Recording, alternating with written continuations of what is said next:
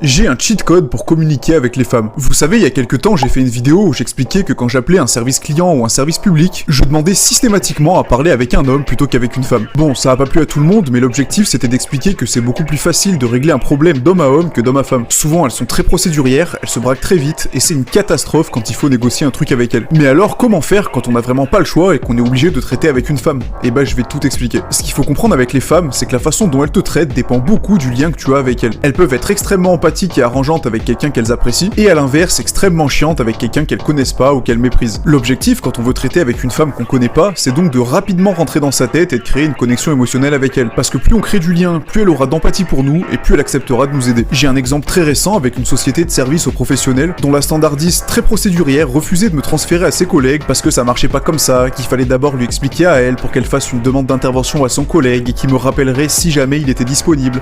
L'enfer. Et j'ai remarqué un truc avec cette meuf, c'est qu'à chaque fois que je l'avais au téléphone, il y avait toujours un moment un peu bizarre, où on se parlait en même temps, on se coupait la parole sans le vouloir. Allô, oui? Non, en fait. Ah, pardon, je vous ai coupé? Non, allez-y, je vous écoute. Et donc un jour, je lui dis, c'est marrant ce petit malaise à chaque fois qu'on se parle, ça m'arrive jamais d'habitude. Ah ouais, vous aussi? Bah ouais, je crois qu'on va faire comme si on avait des talkie-walkie, on se dit à vous à la fin de nos phrases. Et croyez-le ou non, mais depuis ce jour-là. Ah, bonjour monsieur, vous allez bien? Vous voulez parler à Je vois qu'il est disponible, je vous le passe tout de suite. Parce que maintenant, je suis plus juste le client relou qui veut éviter les procédures, je suis le mec avec qui il y a toujours un malaise au début de l'appel et qui au final est un peu marrant. J'ai créé une connexion émotionnelle avec elle, j'ai gagné sa confiance et maintenant je peux éviter les procédures sans problème.